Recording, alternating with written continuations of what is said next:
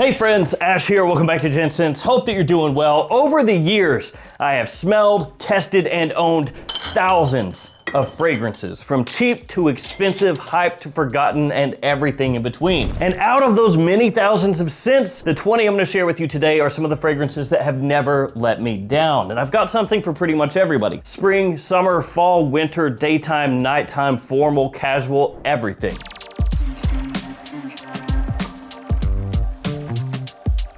Everything I talk to you guys about is going to be linked in the description below. All the fragrances will be down there, so if you're interested, you can check them out. And we're going to kick things off with the Tillier Desiera Riviera Sunrise. Comes in a fantastic looking bottle with a great blue gradient. Actually has gold flake on the inside of the bottle as well, which gives it a more luxurious look if that's important to you. And this one you can find at discounters for roughly $115, like $115 to $120, at least as of this video, so not super expensive. It's got a lot of citrus off the top, including mandarin orange and lemon. It's got fig leaf as it dries down, along with orange blossom, basil, cedar, vetiver, and musk. And it smells a little bit similar to Tom Ford's Mandarino di Amalfi, so somewhat in that style of scent. Very fresh, a little bit tart, sweet, slightly aquatic as well. It also has a slight warmth to it, which really makes it more inviting when you wear this one during the summer, more of an elevated experience instead of just having it be a straight up citrus bomb with nothing else going on. Although, like I said, there is a good amount of citrus in here. Super pleasant, very high-end, extremely easy to wear. Summertime during the day, this stuff crushes. You can also use it during the evening or in spring or fall as well. Now the next fragrance is something completely different. This one's gonna be great for fall and winter, more of an evening scent, but it can work during the day as well. It's Invictus Victory Elixir from Paco Rabanne. This one is very vanilla forward, so you have to like vanilla. Thankfully, I do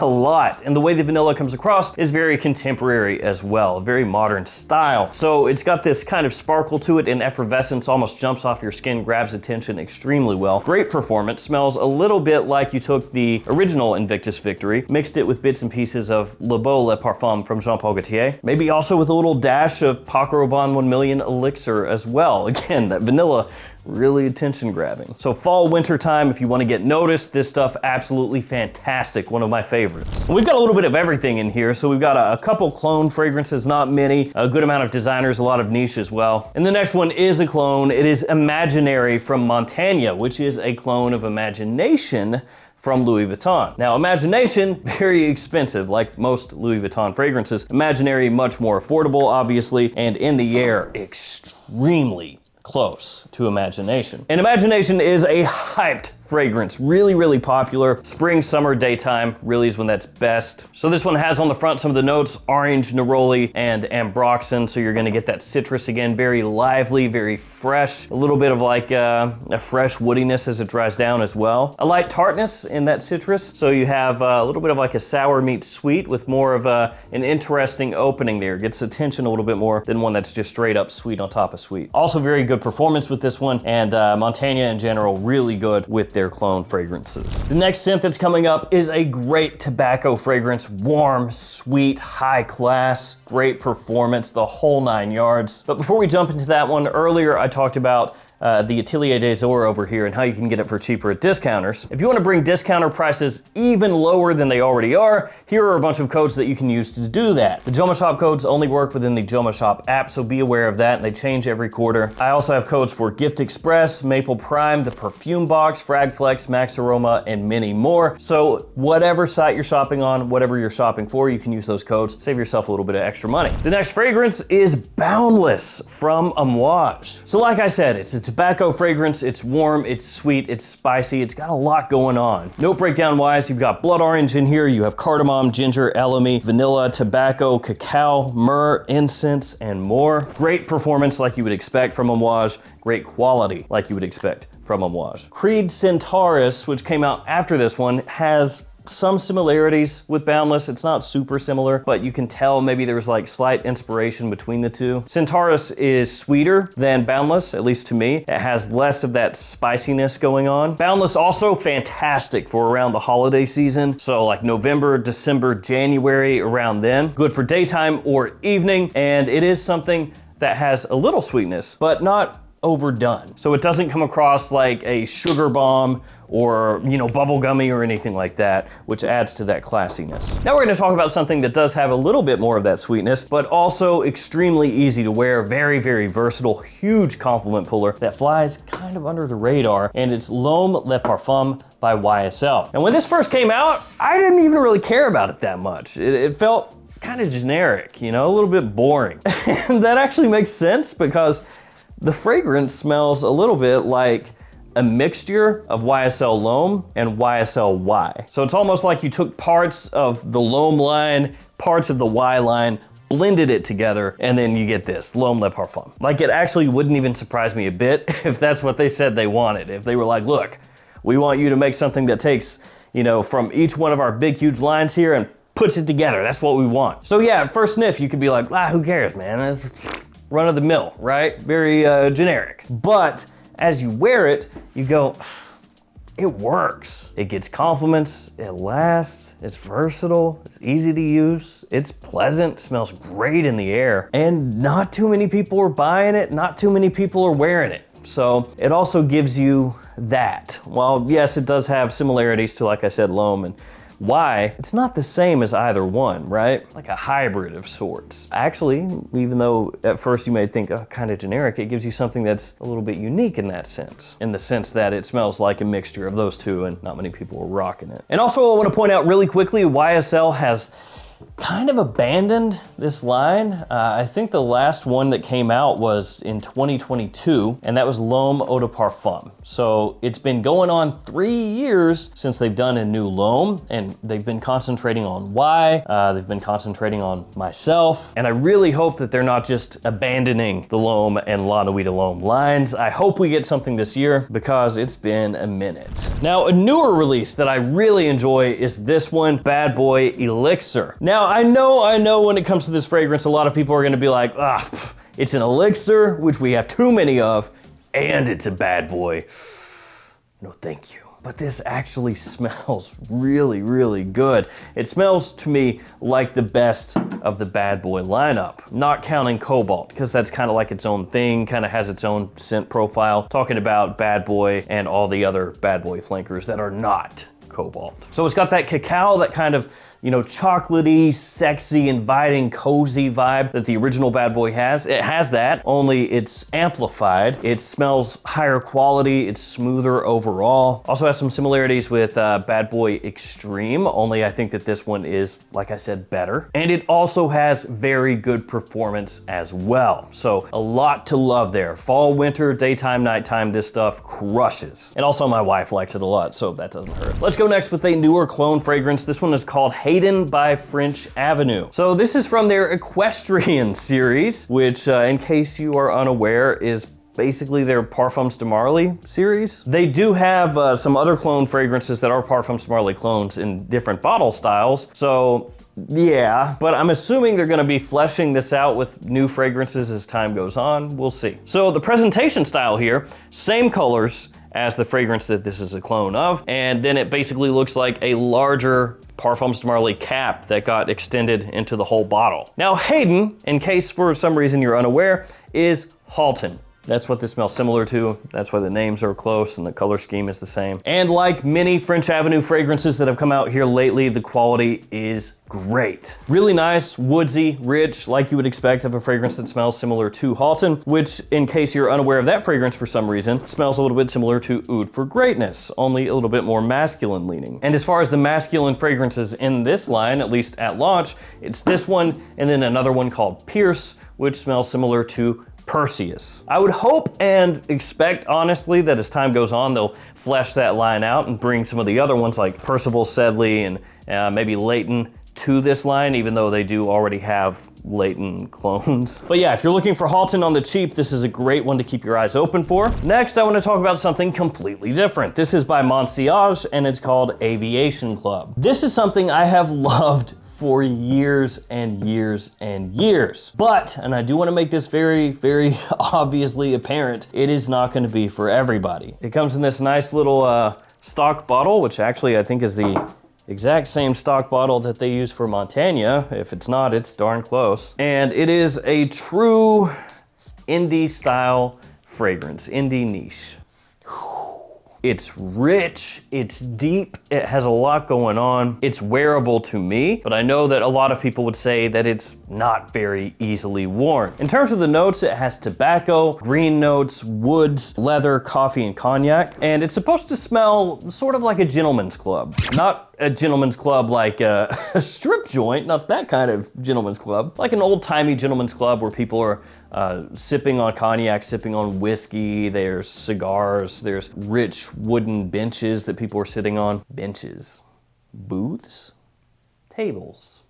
You get the idea. It smells old, but in a way that is, in a way, nostalgic. And like I said, to me, very wearable, gentlemanly, grown up, but at the same time, this is not gonna pull attention the same way as, you know, some of these others. Solely just something that I love to smell. Azzaro Forever Wanted Elixir is next up. Another newer release, another one that my wife really, really likes, and one that in general, pretty much everybody I've had smell has enjoyed. This is one of those ones that just becomes more and more addictive the more that you wear it. It's that type of scent. The atomizer is straight up trash. These Azzaro Wanted atomizers have become some of the absolute worst in the game. Please change them, they're garbage. But the fragrance, it works. It works well. And I was, you know, a little trepidatious on this. Another elixir, but this one not a normal elixir. It's Forever Wanted Elixir, whatever that means. I guess it means that you're forever wanted by other people. Elixir?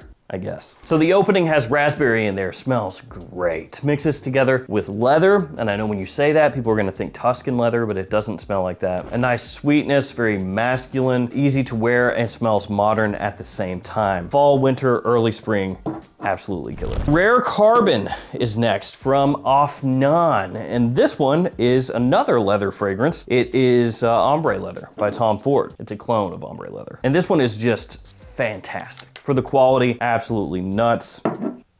Quality very high, smooth, wearable, has that touch of sweetness just like Ombre Leather. For the price, it is one of the better clones on the market today. Off None does have a lot of like really good quality scents for prices that are not crazy. This is one of the best. It kind of like flies alone, at least in my mind. You know, there's really not too much out there that looks exactly like Rare Carbon. You know, it's not part of like a big line, a big successful line of fragrances like a lot of popular clones will be, but it works. It works really, really, really well. And also could work in a pinch as an alternative to Tuscan leather because Ombre Leather is a little similar to that. Let's go niche again, very obvious one, Angel Share by Kilian. I know a lot of people get sick of Angel Share. They're like, it's been out, it's been played to death, there are a billion clones of it, I don't care anymore. And that's fair enough, but it still works really, really, really well. And it's one that just gets insane numbers of compliments. That boozy, sweet, warm, like fruity, spicy combo that it has is just fantastic. And you could say that, you know, it was kind of like an evolution of some other niche fragrances and higher end designer fragrances that came before it that kind of led to this, which also is fair enough. But at the end of the day, it works. It works extremely well, which is evident by just how many different clone fragrances there are of this. Like, how many different bottles could I pull out of my collection right now that are styled in a way like this? Legitimately a dozen at least. Like, I think just on this one shelf that I have that sits right over here, I've got at least 4 or 5. Yeah, so Angel Share always works. Fall, winter time, stunner. Another newer one. Yes, there are a bunch of newer ones in here. Boss Bottled Absolute. This stuff also grows on you. You just wanna keep wearing it, wanna keep smelling it. Has some similarities to Parfums de Marly Carlisle in a way.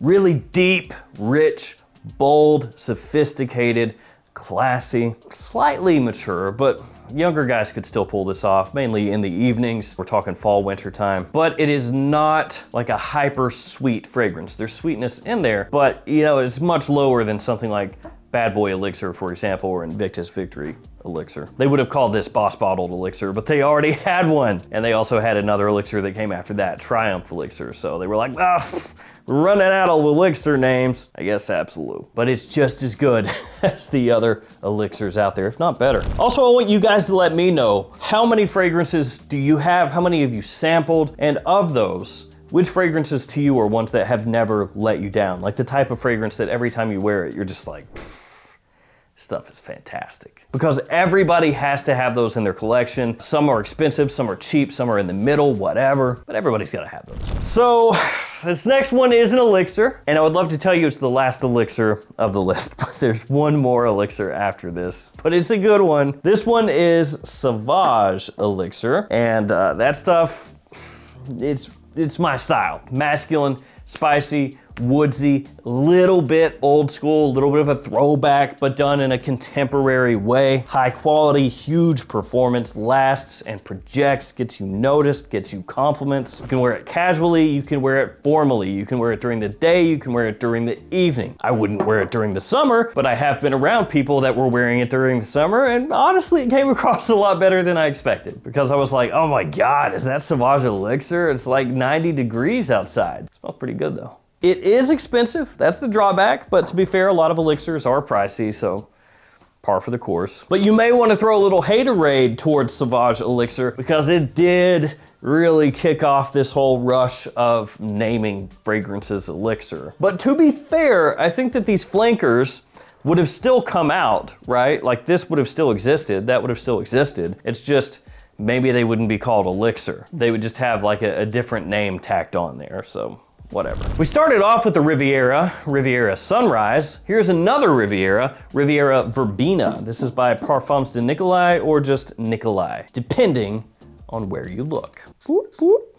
Noise. So in common with that earlier Riviera, this one also has citrus, but it's more focused on lemon and green notes. So you have in there alongside the lemon, mint, petitgrain, verbena, black currant, a little bit of a grassiness. You have patchouli, vetiver, and musk, along with some floral notes as well. Great spring and summertime scent, great daytime fragrance, nice classiness to it, not overly sweet, but has just that zing, that like liveliness, that bit of life that you want in a fragrance when it starts to turn spring outside, when everything starts to turn green once again, when the sun actually starts to shine again and the birds come back. It captures that perfectly. Really, really well done. And also, for a fragrance of this style, pretty good longevity as well. This is a brand that sometimes flies under the radar a little bit. I think part of that might also be just the presentation. Not that it's bad, it looks fine, but I think a lot of times brands that have presentations that are basically just the exact same across the board, everything, and the only thing that changes is like the label. Sometimes those, unless they're like Byredo or something like that, will not quite catch on as big, yeah. We got 6 left. Let's speed it up through these. The next one is another citrus bomb, Aeros Energy. Now, a lot of people do not love Aeros Energy, but I do. It's got a whole mess load of citrus in there. I've talked about citrus a few times here. This one takes the cake. It has lots of different citrus notes, as you can see right here. It's very fresh, lively, zingy, a little bit tart as well, which I actually like. Some people do not like tartness with their citrus. They just want it to be like sweet on top of sweet. I like a little sour and sweet from time to time, and that is given to me by this fragrance. Really nailed that one. That is given to me by this. That is given to me by this fragrance. People speak like that, right? That's normal, right? A little bit similar in some ways to Invictus cologne, especially in the opening. As it dries down, they kind of do their own thing. It maintains that freshness, that clean kind of feel that it has into the dry down. Just a great summertime fragrance for me. And with it being a Versace Aeros, as time goes on, that price is gonna go down at discounters, become more affordable. And for being kind of like a staple summertime fragrance, I think once you can pick it up on the cheap, a lot of people are gonna like it a lot more. Also a really nice compliment puller, at least for me. Niche we go, Sultan Vetiver from Nishan. This is one of my favorite vetiver fragrances of all time. I absolutely dig how it comes across. You got a lot of notes here on the bottom of the bottle. Absinthe, it has bergamot, neroli, tonka, amberwood, leather, vetiver. Nice. And the vetiver comes across multifaceted. So it's very deep, a little bit green, grassy slightly, even a touch sweet, dry, woodsy, kind of like all of this stuff going on all at once with the vetiver. Enormously classy, extremely versatile. Use it literally whenever you want. It doesn't matter, it will work. I think for younger guys, like we're talking teenagers, you know, up through probably 25, they might smell this and think that it doesn't have enough of that sweetness going on. It doesn't have like as much of a fresh lean, so maybe it doesn't appeal as much. But if you're a little bit older, you're looking for something that's not terribly expensive, that has good quality, good longevity, nice projection, real classy, very versatile, this stuff will get it done. Okay, last elixir.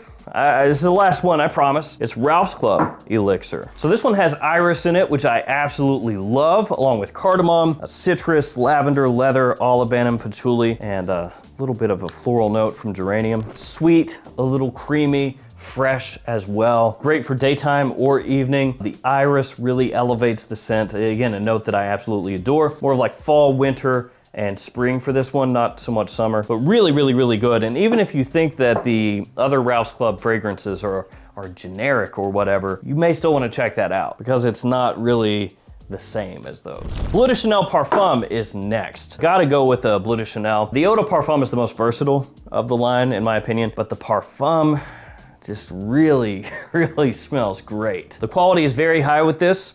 It's got that similar vibe to the other Bleu de Chanel fragrances. It's just basically a little deeper, a little higher end, more gentlemanly, but still maintains that compliment factor from the other Bleu de Chanels. And when I want a blue fragrance that has a little bit more of that boosted self-esteem, or that gives a little more of a boost with that self-esteem, I'll reach for that one. Then I got Bulgari Man in black, similar to Spice Bomb in a lot of ways, but it also kind of does its own thing. It's got pretty much every masculine note you could want. Like they put booze in there, they put tobacco, they put leather. Like, look at the note breakdown. It's like, it's like the manliest fragrance ever. And kind of is, you know? Well, maybe not the most manly in the sense of it doesn't come across like super animalic or anything, but it's got all those different things that you would want it to have, and it does them very well. Performance is great. The spiciness in there, fantastic as well. Really attention grabbing off the top and into the dry down. So Man in Black,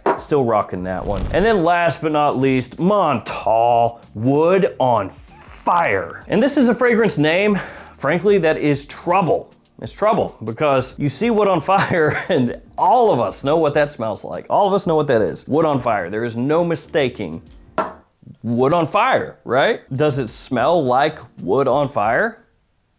No, not really. Actually smells a little bit similar to Ordo Parisi's Terroni, another really nice niche fragrance. There is that like Montal sweetness that's in here. There is a bit of a smoky aspect as well, a little earthiness also. So it's not gonna be for everybody. Absolutely not. It's gonna be the type of fragrance that is more of a particular usage case, particular person is gonna like it, and in typical Montal fashion, pretty strong. But I really enjoy it, especially for the price point that you can usually pick it up for, not too crazy. Quality is nice, and that sweetness actually does help slightly balance it out a little bit more than maybe even Terroni. So there we go. I know it was a long time, but that's 20 fragrances. All of these I really love for different reasons. Some of them more just for grab, spray, and go, compliment pulling type stuff. Others, like Aviation Club, just fragrances I love to smell. Again, let me know some of yours. What are your favorites? Thank you guys for hanging with me. Stay safe out there. Take care of yourselves. I'll see you tomorrow with another fragrance video. See you guys.